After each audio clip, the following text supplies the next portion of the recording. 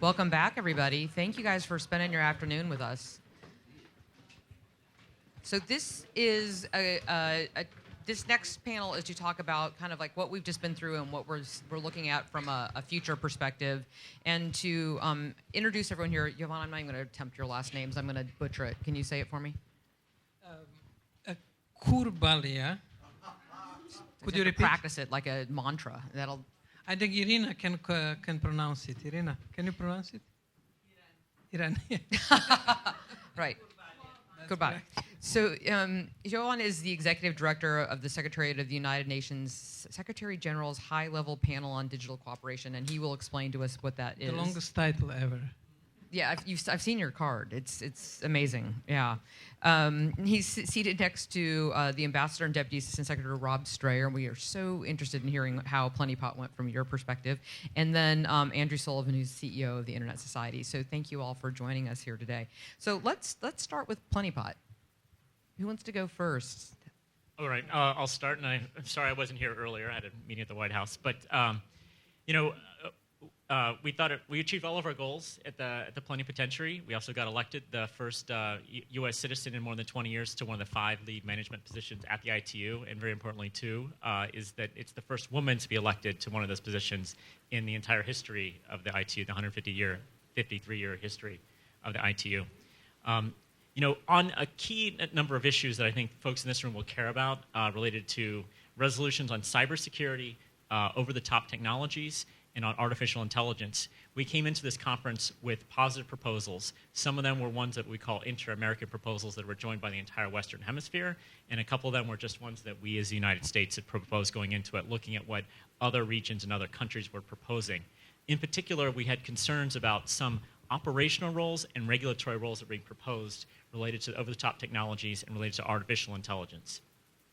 We as the United States completely support the ITU's role in doing studies and having better understandings about how developing countries in particular can benefit from these new technologies, over-the-top technologies and artificial intelligence, and to ensure that their economies will continue to grow, their citizens will continue to benefit from these technologies, they can continue to share information across borders. Those are very important to us. So we came with positive proposals about how those organizations can continue working with other governmental organizations, with non-governmental organizations, and with the relevant stakeholders, mostly, i.e. industry, that are doing the important work in those fields. So that way we were able to ensure there wouldn't be duplication of effort by the ITU, and at the same time, member states of the ITU continue to benefit from being part of an organization where they're getting a value added, and in particular with the development sector able to assist them in holding conferences and bringing that kind of knowledge base to their regions. We thought that was very important to have positive proposals in this area. So there was for the first time ever, there was an over-the-top technology resolution adopted at the ITU. We almost adopted one on artificial intelligence, but that really got hung up on the fact that we as the United States and other like-minded governments insisted upon asserting that if there's going to be work done in this field, that it is not yet time for the ITU to be involved in regulation. So our holding out for regulation caused there not to be a resolution in the end, but we thought it important to hold that point. To be a bit remedial, what does it mean that you adopted a resolution on OTT? So the resolutions give a path forward or sort of a work command to the ITU Secretariat and to the study groups in the different sectors on and how they should be operating over the next 4 years. So so to back up, so those that may not be in the weeds on this, and Jovan can correct me if I'm wrong because he's been in Geneva and he really knows this area too.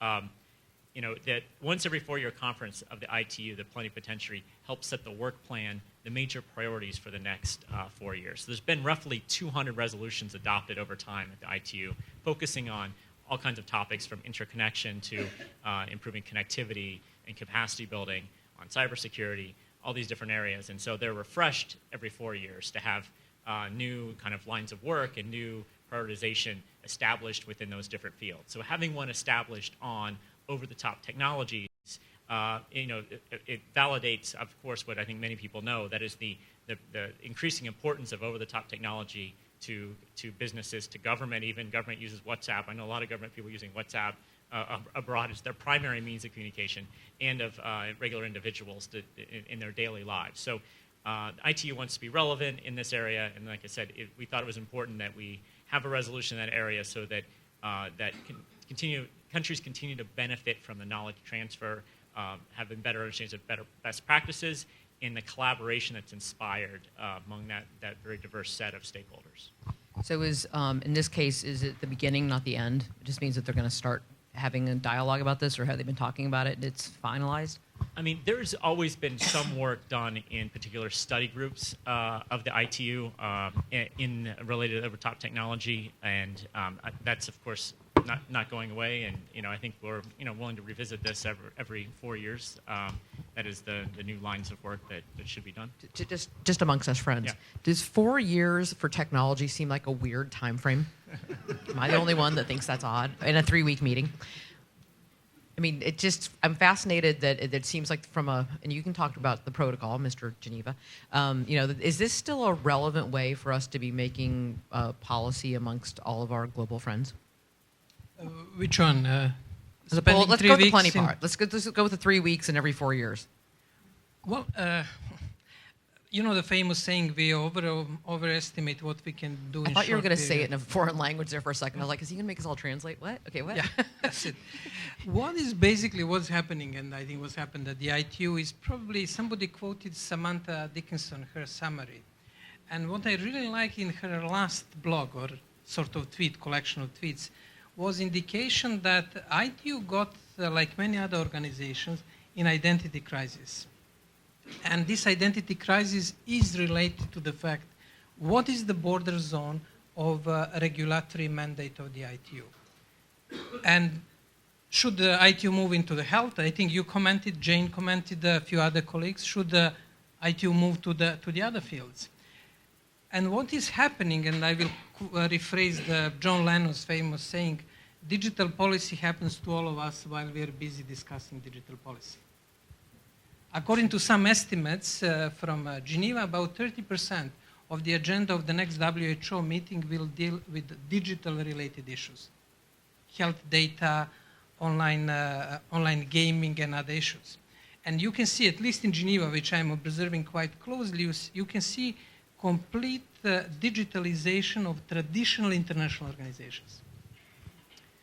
And this is not surprising that ITU was asking how far we should enter into the field of digital health, or humanitarian data, or emergency response. And that is going to be discussion ahead of us on national level, on regional, on international level, which is a part of to some extent, the institutional dynamics, to some extent, the turf battles among the organizations, among ministries, among departments. And I would say that is going to be one of the really major policy battles over the next 4 years. And we are seeing it in our discussion at the panel. We are currently collecting inputs from the different countries. And one of the frequent questions is, and I think few of you refer to that, John mentioned it, what is the phone number, or where should I go to address, let's say, my digital health issues, or humanitarian issues, or cybercrime? Well, for all of us in this room, the answers are relatively clear and straightforward. But for the governments and other stakeholders worldwide, there are many question marks. Therefore, that mix of interplay of trying to reorganize the policy space, reduce confusion, and find some sort of optimal policy making will be a major challenge ahead of us. Andrew, I want to get you in this conversation. Since this is a multilateral, not a multi-stakeholder process, I kind of get this feeling like you guys are you're like the ready reserve, or you're the phone a friend that's there for 3 weeks, because you take a whole group of very smart people that are there and just kind of tell us how the Internet Society is engaged in this process. I wanted to respond to something else, but I'll respond to that first. So look, the reason that we're there is because we actually know how the internet works, which is not actually true of many of the people who seem to be there, and that is one of the problems, and it's related, in fact, to the thing that I wanted to raise, which is that there's an enormous confusion in this discussion about digital things versus internet things versus communications issues, and they're all being mixed together. We saw that at the plenipotentiary. We also saw it in Macron's speech at the IGF, where there are a number of things that are being put together as though they're all computers. It must all be the internet. That's not true. And we have failed as a community in making those distinctions plain. And what's happening as a result is that people are coming in and making regulations that cover very large swaths of the public sphere that are not actually related to one another. They don't work. A good example of this actually was in Macron's speech, where he was talking about network neutrality and then the appropriate level of controls on expression. And all I could think while I was listening to this is, like, what does he want? Content filters at layer 2?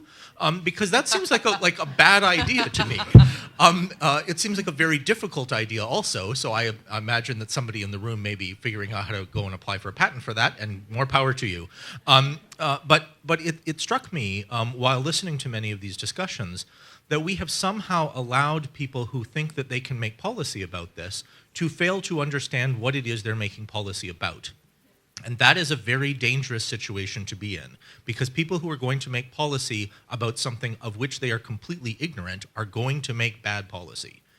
And so what we need to do, and that's the reason that we send people to all of these kinds of events, what we need to do is make sure that the appropriate expertise is there in the room, so that when people are not making the distinctions that they need to be, there's an opportunity to inject that back into the discussion and make sure that people are saying, for instance, there are things, e-health is a good example, right? There are things in e-health that touch on the internet because they use the internet. But not everything that has to do with e-health has anything to do with the internet. There's a whole lot of data at rest in e-health that we cannot do anything about on the internet because it never touches the internet.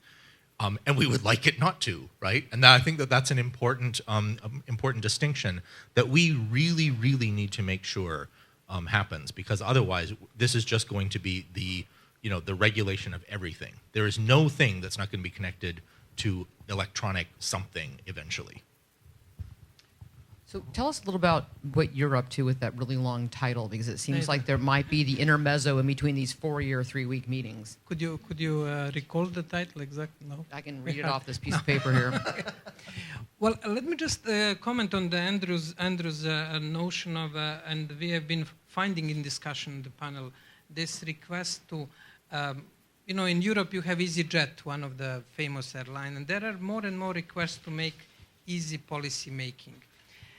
And when you go to meetings and say internet governance is, digital policy is a complex, people are increasingly looking for the simple answers, which could be dangerous, which is maybe normal drive in digital policy. One possibility that could be entertained along the lines that you indicated is to try to simplify complex and interrelated policy discussion or technical structure, and say, this is the, let's say, security of my computer, security of the router, and by simplifying that conversation, we may bring some sort of more clarity in digital policy. Back to your question. What we have been trying to do since the 12th of July, when the UN Secretary General established the UN panel, was basically trying to listen to communities worldwide, to government, civil society, business community, technical community, about their views on digital cooperation. And the first question is what it is all about. And the second is then getting to the points where digital cooperation relates to particular communities, whether it is in security, whether it is in e-commerce, human rights, and other fields. What we've been noticing in this discussion is that there is this complexity on one side and need to simplify discussion. And on the other side, more and more people are realizing that there are so many dots to be connected. Let's say on data issues, question of e-health, privacy protection, standards, and there is a feeling that currently decisions are suboptimal because they are made in silos. Therefore, there is a strong push to try to overcome silos on, let's say, international... Silos by industry, silos by government. Who are you siloing here? What is interesting, yes. I thought that industry, Both, okay. Industry was out of silos. But now by discussing with some companies, you can see that you have internal silos in the companies as well.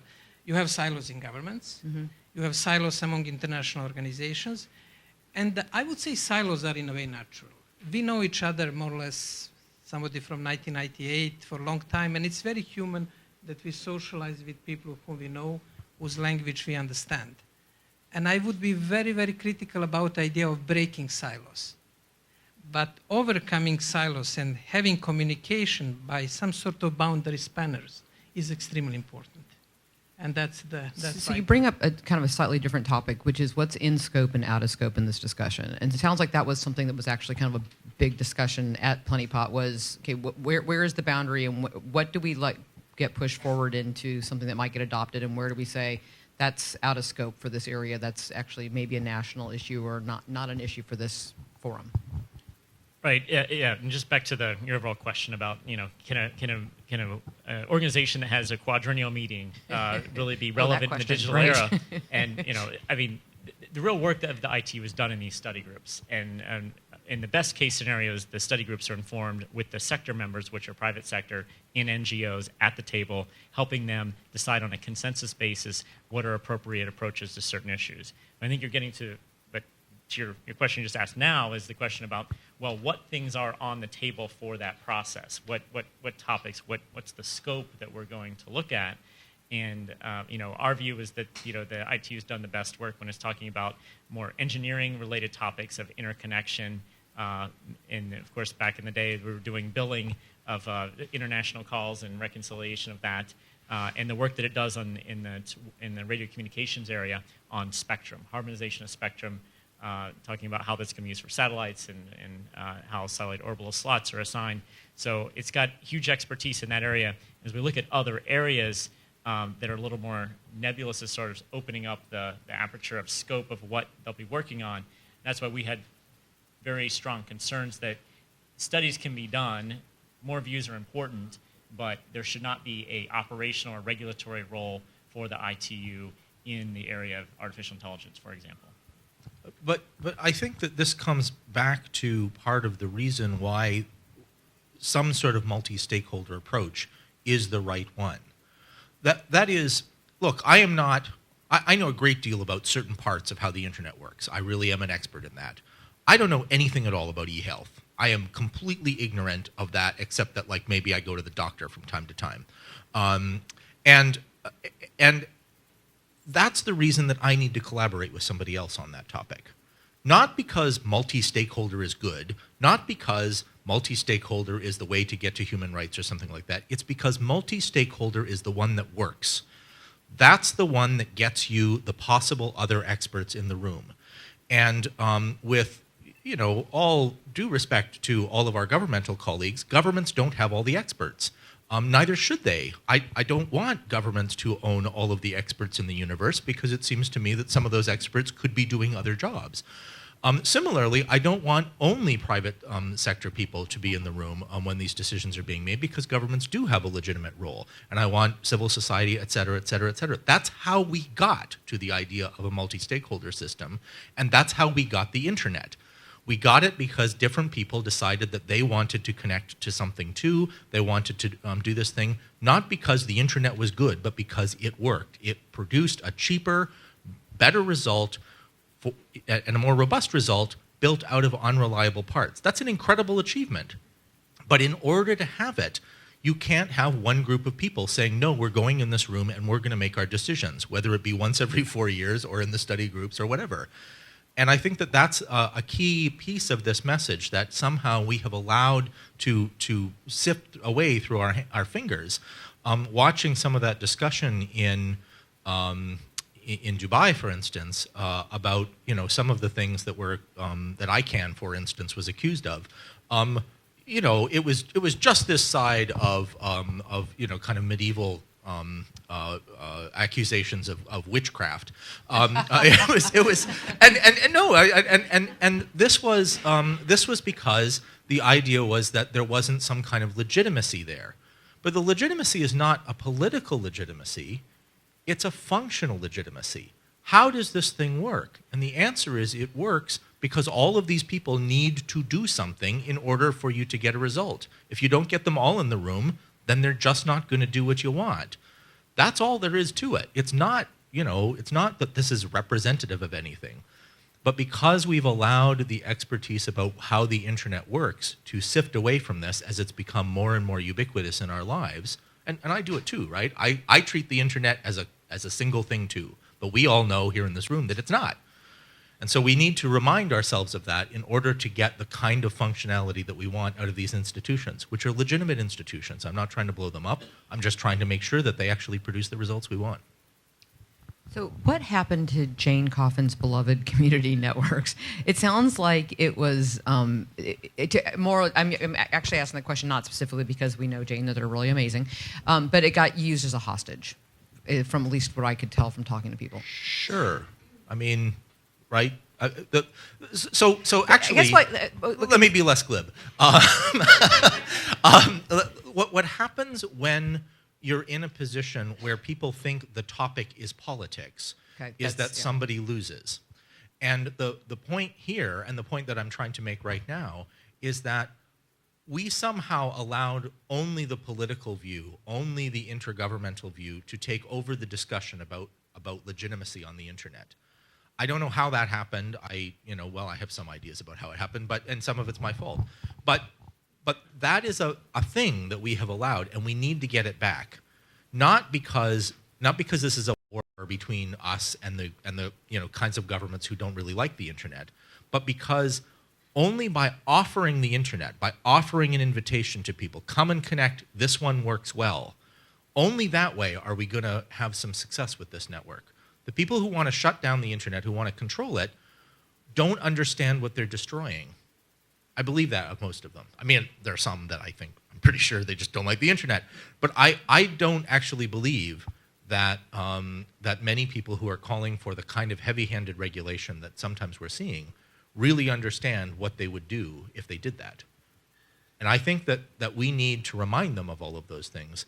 And under those circumstances, then they will say, oh, I see this community networks thing. It actually makes my country better. It makes my possibilities better for me, not for all of you. It's not like this isn't some internationalist plot to take over my internet.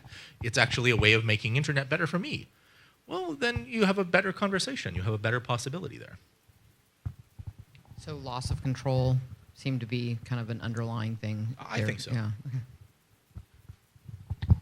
Other thoughts? Well, one thought based on the let's say practical approach to multi-stakeholderism is that genuine multi-stakeholder approach brings also some sort of check and balances into the system, brings more eyes around the table, better decision, more transparency.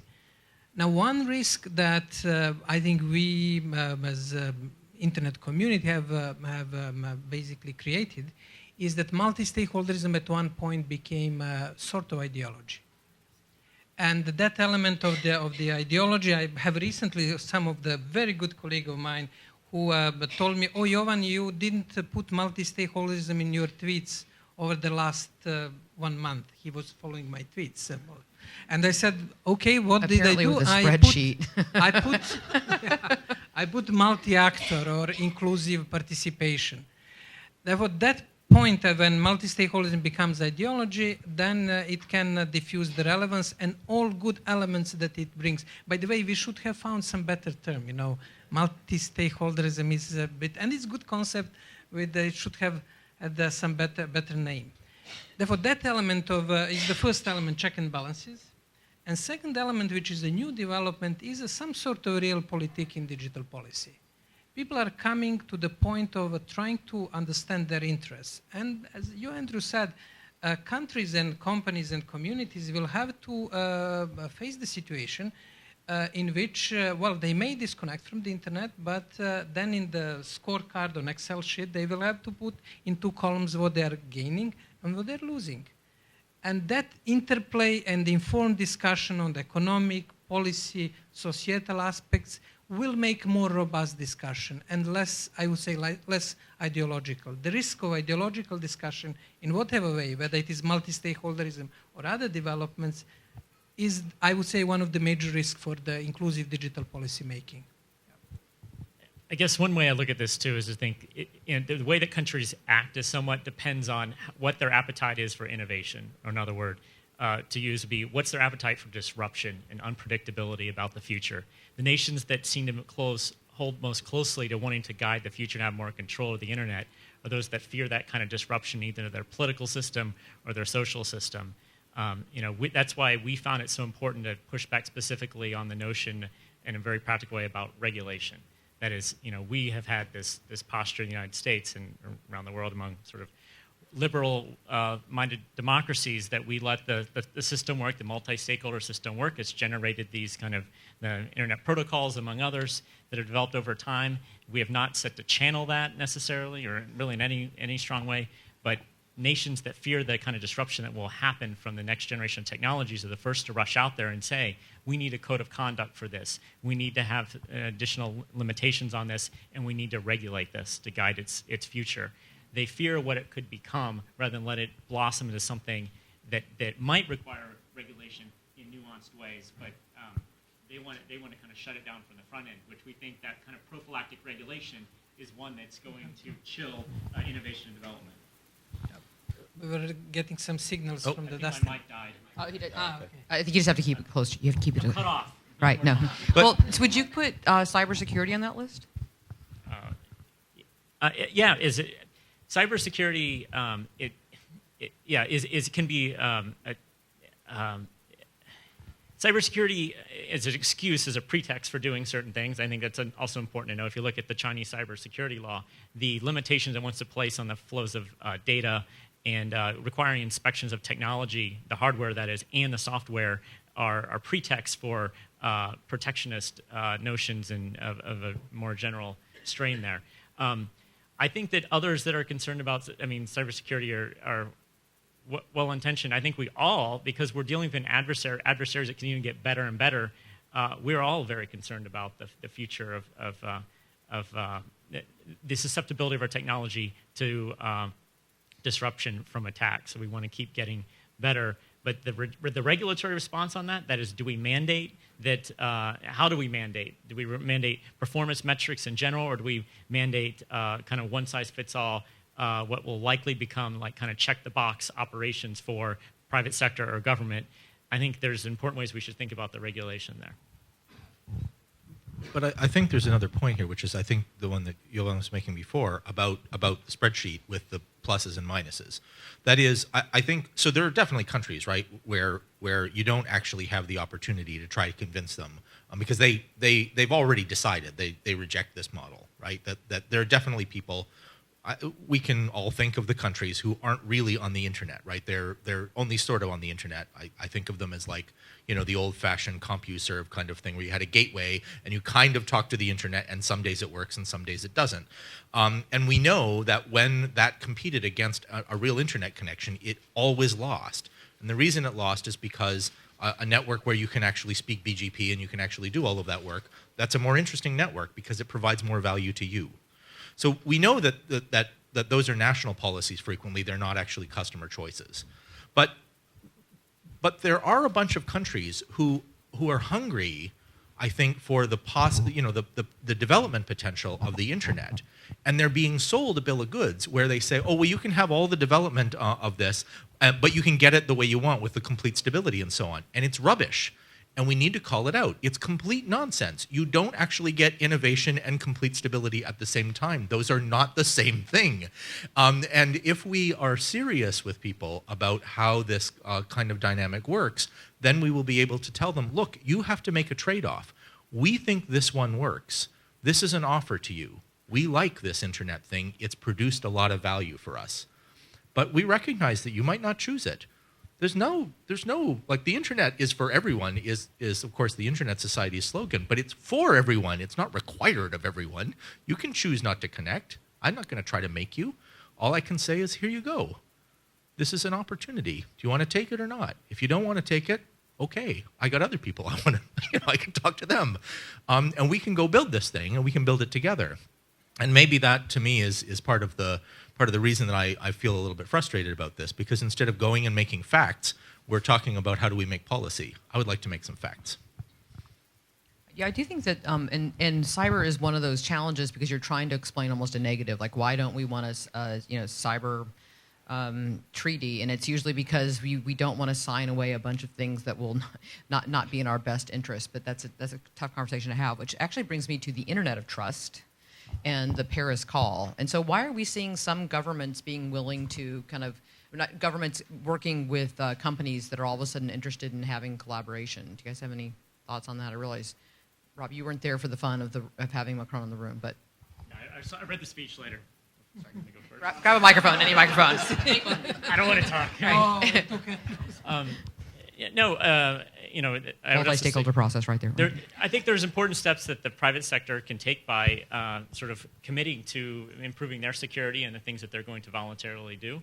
I think that something like the Paris Call is important that we think very carefully about what we put the United States' name to, because that will come back to us as a precedent for the future. So we consider very carefully, and there just wasn't time in the case of this text that we received relatively close to the date of the event on the Paris Peace Forum Day for us to really adjudicate all the important issues that are in there. It was a full spectrum of issues across the board that affect just governments in some cases, some affecting government and private sector, and others affecting internet freedom, so affecting people's rights. So we wanted to consider those very carefully before we signed on to it.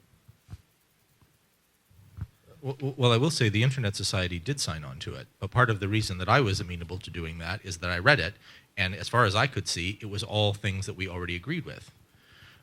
So when we looked through that, we said, hey, this is a long litany of historical things where we said, hey, your network, your rules, but you need to be able to participate this way, or else you're going to negatively affect the rest of the world. And that was the call that we've been making. We've been making that over and over again. That's the reason that we believe in the collaborative security model. That's what we believe in.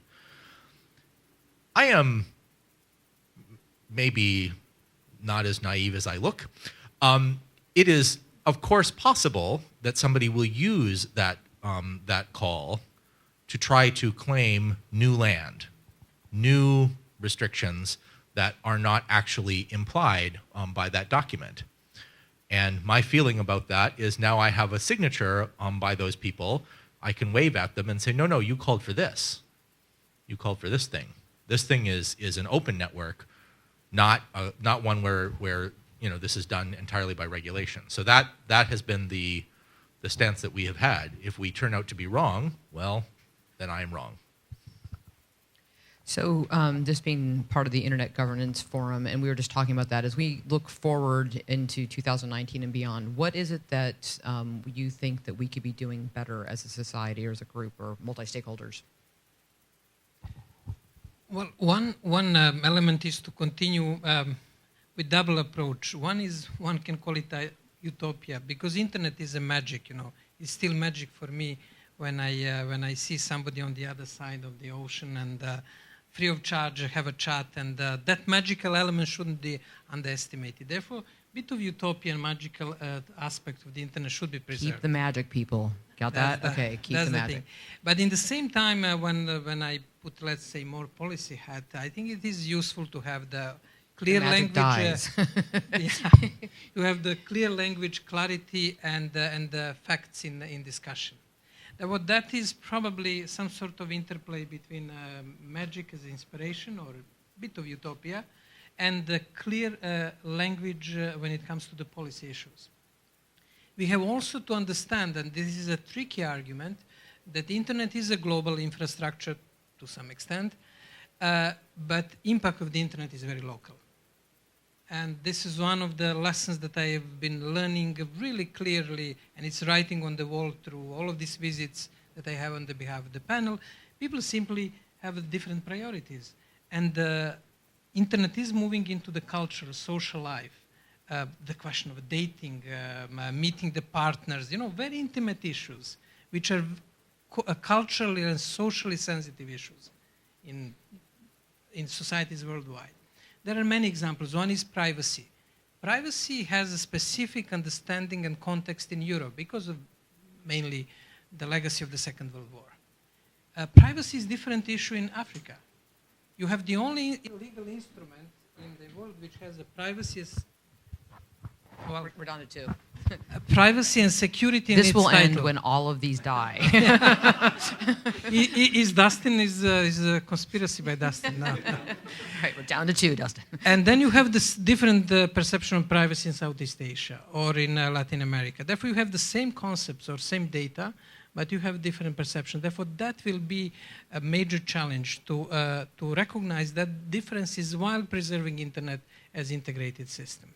Therefore, bit of magic, bit of reality, and this recognizing the local Am I the only one who's envisioning Willy Wonka right now? I mean, like, sort of somewhere in between all that. Let me just, yeah, 100% agree with that privacy can start to act as a point. There are different privacy regimes adopted that aren't interoperable, will act as a friction point for data going across borders, that being a real threat to our longer-term interests. We calculate there's at least 100 countries now considering their own unique privacy regimes. I mentioned earlier data localization. So some people want to localize data because they see there's a privacy reason. Many of us, for more technical understanding of this, think that that's a really bad path forward because the best practices for securing servers and using cloud infrastructure are going to make data much more secure, less susceptible to breaches if it's pursued in a more global way, especially when you're looking at global providers, rather than having to put data in a specific spot that could be insecure within a particular legal jurisdiction. The other thing I wanted to raise along this whole line is how we treat content going forward. That is, speech that we don't like online for various reasons. As each nation has its own sentiments about what is an appropriate type of speech online, we in the United States, having the First Amendment, probably having the kind of broadest understanding, certainly from a government perspective, but I think in general in our society about what kind of speech we want to tolerate and see, we will start to run into problems with regard to platforms that are global if each country is adopting its own filter on what level of speech should be allowed. That's going to start to balkanize the platforms by having different levels of speech depending on the legal jurisdiction you're in. So I think it's important that we continue to think about the sort of ramifications of what might seem like quick regulatory fixes for certain speech that's not liked at a time. Now, of course, there's got to be certain things we're not going to have online and that will be illegal by jurisdictions. But as we see more and more things added to the list that are not allowed or required to be filtered or taken down by legal jurisdictions, that's going to cause a further balkanization to the ability to share ideas across borders. So in a slightly different direction from this, although I agree with all of those things, I actually think that the one of the biggest issues here, and what may possibly the mainspring of some of these decisions, is a failure to distinguish between the internet and all of the stuff that happens to touch it. And one of the things that happens to touch it, of course, are all of these platforms, which are not really part of the internet, right? They're just sitting on top of it. The interesting thing to me about that is that many of the things that people are concerned about there are not really internet issues at all. They're well understood commercial problems. They're well understood issues of the relationship between a large body of customers and an effective monopoly provider. Those are problems that we solved with Standard Oil long before the internet was invented. Now, that doesn't mean, of course, that we don't have to take into consideration the nature of how that kind of relationship works in an environment where everything is connected and so on. Obviously, there are elements there. But it isn't really an internet issue. It's something else. It's got to do with the relationship among the state, the citizens, and large private enterprises. And that's a different kind of problem. And I think it's a serious error to allow these to be conflated so that we end up talking about the internet there. Because, right, if what we found is that the internet infrastructure disappeared underneath one of these very large online platforms, and you could build one of these things on top of a telephone system, which doesn't work like the internet. You could build it that way. Minitel did. So you could do that. And if you did that, and we've got all these internet regulations, they wouldn't actually apply in this new environment because the thing wouldn't be built on top of the internet at all. There'd be no internet there. And yet the problem that we were trying to solve with that regulation would still be there. That was the thing we were trying to get at. We were trying to get at the relationship between the individuals and these large organizations. So I think that this is a kind of distinction that we need to make, and it's going to preoccupy us, I think, over the coming year and probably several years while we sort out that kind of thing. This isn't the first time we've had to do this, and I think this is another important part about this. I was reflecting yesterday, or maybe it was this morning, the days are getting long, somebody was complaining about how nobody remembers this thing called The Cuckoo's Egg, which is a book about a thing that happened on the internet many, many years ago by Clifford Stoll. And I guess this person's students were kind of laughing because it was about a thing that happened on the internet in the 1980s, and they didn't really believe that the internet existed in the 1980s, so what is this talking about? And it occurred to me that the technology world has this problem. We have tremendous amnesia about things that we built. Stuff that we learned keeps getting rediscovered by nerds who just don't know anything about their history. But this is also true of our economic history. That if we look at our economic history, there are really, really good veins of things that we can mine and pull back out in order to inform our policy decisions and our policy discussions right now, if only we will pay attention to them, right? It's not for nothing that the early 20th century, all over the Americas, there were all of these discussions about monopoly. We had a different discussion about that in Europe, but we have things that we can draw on there. But we're not even looking at them. We're talking about them as though the internet, comes along and it completely changes the story. It doesn't. And we should draw on that history and remind ourselves that, economists and historians and so on have something important to contribute to this debate that will help us make responsible, social and regulatory responses to new technological challenges. There's no question. Some of these are new challenges. We're going to have to face them. But we can't do it, as though like the world changed in 1982. It didn't. We need to take that into account. Thank you. So I'm going to come out for questions, and please have questions, not statements, if you don't mind. Anyone right there? Don't steal the mic.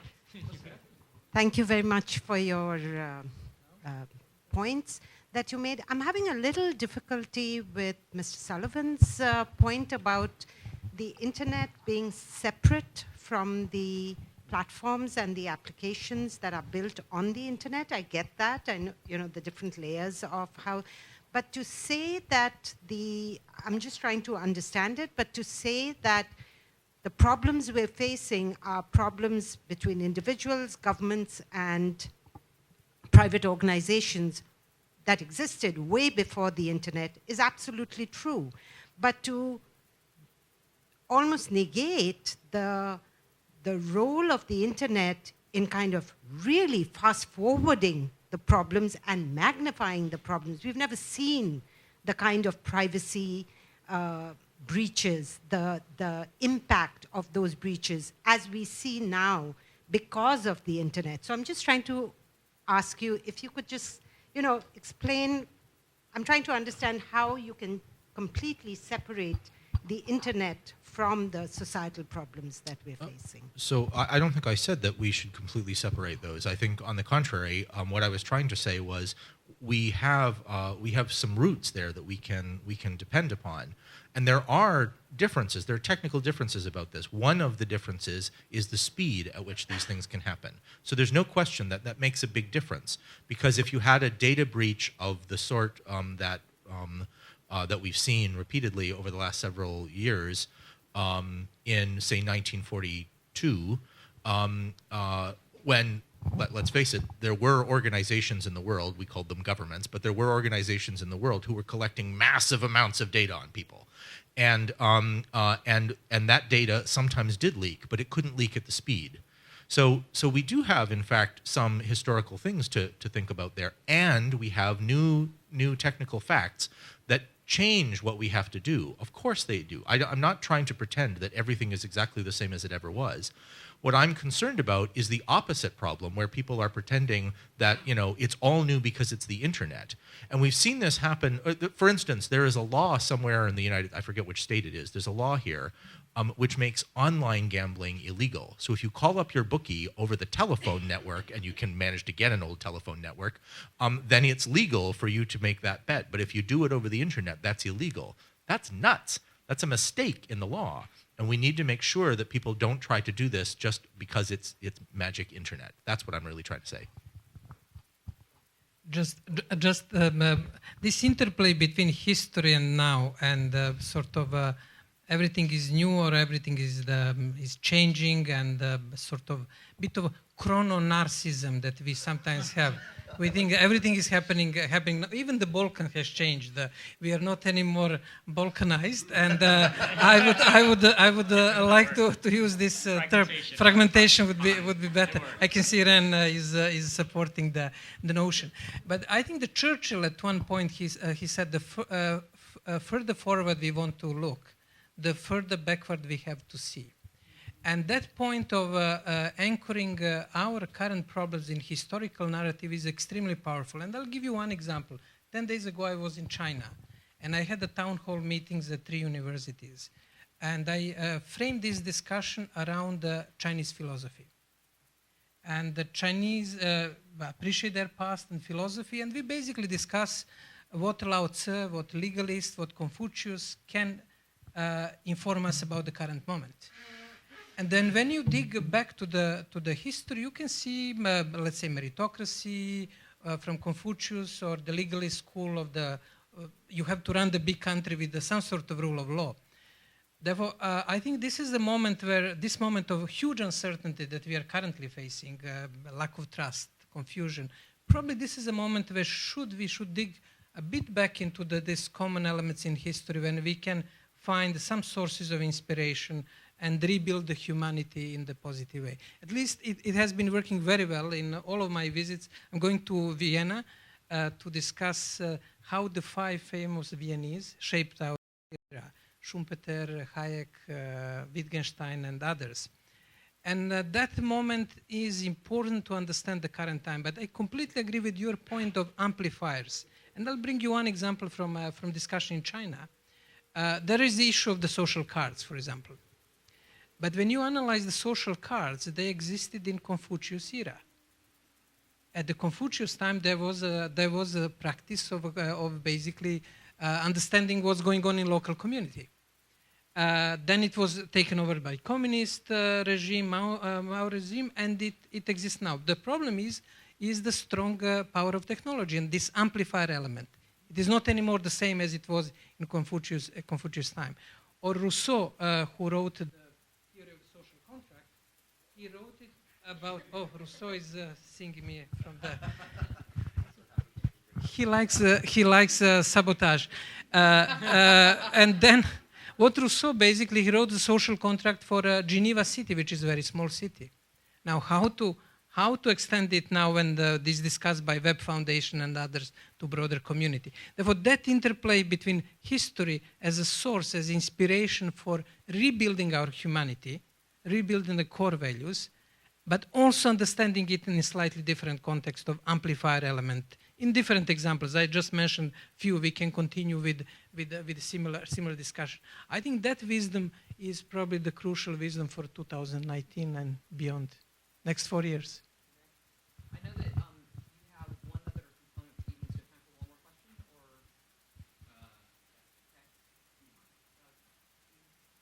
Steve Del Bianco with NetChoice, and I'm gratified that we all agree that we want to stop misguided regulation that will interrupt communications, commerce, and the connectivity we have on the planet.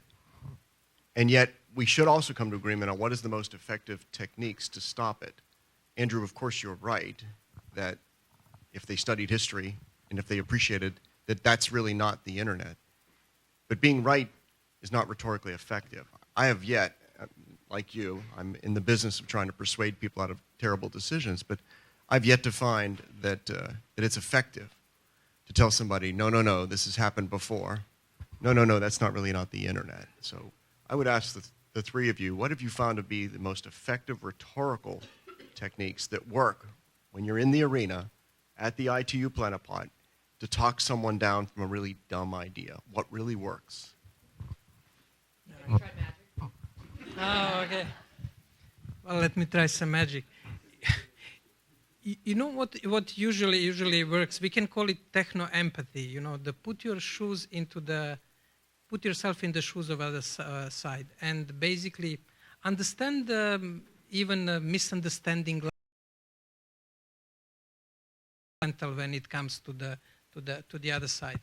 What has been working quite well in my interactions during this consultation is one of notion that technology meets humanity. From time to time in history, technology meets humanity.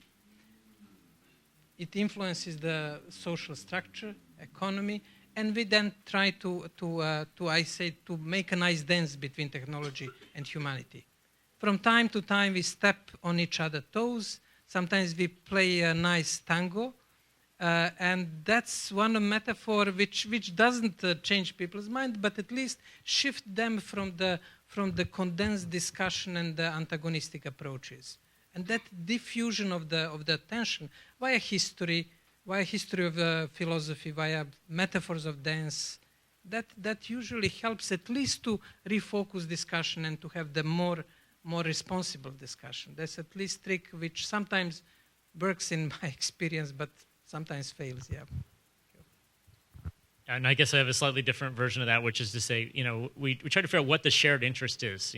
Both are very advanced democracy and more developing countries have shared interest in seeing their economies and their citizens do the best. And they can do the best through increasing adoption of digital technology that is secure. So there's a lot of concern about cybersecurity relative to that. And when we have a discussion about how we're going to pursue that shared vision, that shared interest of how we continue to advance the adoption of these technologies, I think we can get to more practical discussions about what's out there, and we get away from some of the more platitudinous kind of approaches that initially come at us. And when we say, how is it practically that you're going to help your country's citizens be better off, I think that's where we can have a lot more concrete discussion. It kind of deflates like I said, the platitudes and beliefs that they might come into the discussion with, usually because they've gotten it from some other government, from somewhere else that does not have certainly U.S. interests in mind when they're trying to sell that notion. And I think when we get more concrete, we can deflate that. So I agree with all of that, but I will say there is one more thing to this, and that is that's part of the reason that we need this to be a multi-stakeholder effort, because we need different kinds of persuasion under different circumstances. I think it was Becky who was saying earlier there was this real success in the IANA transition, and that was an example of where we used that, right? Where we used people appealing to the political realities. We had people who were appealing to sort of self-consistency of things that people wanted. We had other people who were making arguments on the basis of like what the technology actually could or could not do, and I think that all of those things come to bear. One of the things that we saw this, for instance, at the plenipotentiary, is that people like to be clued in about what they're talking about. They like it when they're right. And if you can say to them, we understand what you're trying to do here, and what you're trying to do won't work the way you want it to. If you want that to work, what you need to do is something like this. And then you give them a fact by which they can, hang their idea on. They've got a hook.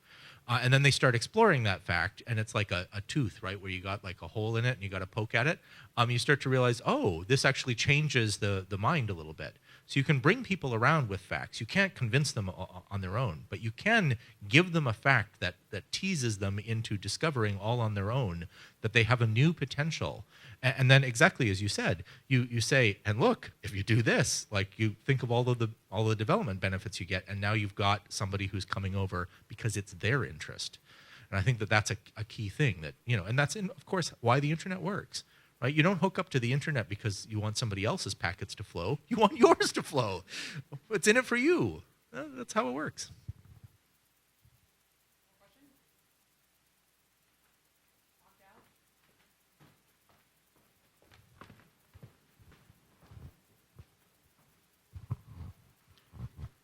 At the end of the day, it seems like it's about worldview. In this sense, in every major technological advance, societies and groups become convinced that it's about the technology. And you hear fables for years and years, oh, this person wouldn't change, the Luddites and things like that. And then after about 50 or 60 years, society starts trying to clean up the mess because it's not about technology. And that, I think, is some of the points that you're making. At the end of the day, the internet did not grow by technology. It grew by replicating the work of a couple people and then a couple more and a couple more who were just connecting and doing some things, and they were making technical solutions that allowed them to do some exciting things. So its reality is, when we look at this in the arguments, what you were saying is exactly right on. We have to think differently. The challenge is to think it is not a technology system into which people are embedded. Almost all the false solutions come out of that. It is rather a people system into which technology is embedded. And suddenly then we have whole new ways of discussing things, and we have levers that we can, policy levers that we can deal with that will actually solve the problems, as opposed to proxy solutions, which are the wonderful thing. If you're a lawmaker, legislator, you want proxy solutions because you can legislate them and pretend that you did something about it. That doesn't mean you're evil. It's just hard to do real things because you have to clear the clutter and get back to what the real levers are. So it's not even about stakeholder model anymore, in a sense. We have to think about it. The stakeholder model came because it was replicating people. But we don't run the internet that way anymore. So we have to think about expressing it not as a theory of governing, but as a reality of people's lives. So it's just a quick reflection. I'm inspired. I know it's late hour and you're coming after long days. I know Rob was. But one point which you just mentioned is crucial, and it's back to my utopia reality, the interplay. That element of magic of the internet and what we have been preaching, I at least did, and many of those hopes have been realized, but we got into a situation on inflated expectations. And what you mentioned is that this gap between inflated expectations and reality is becoming potentially dangerous. And this is the, I would say, generally, I mean, not only in the field of digital policy, but in other areas, that element of the expectations and reality, like anything on the internet, expectations have been inflated. And we sometimes expect the solutions for our problems. Through what you said, we expect solution for almost health problems, any problems, and internet cannot deliver because it is not created to create these solutions. And that gap is becoming potentially risky for the digital policy on the national and the other levels, and we have to close it somehow, and that's just a quick reaction on this. Right, please thank this panel for a great discussion. Dustin, handing it back over to you.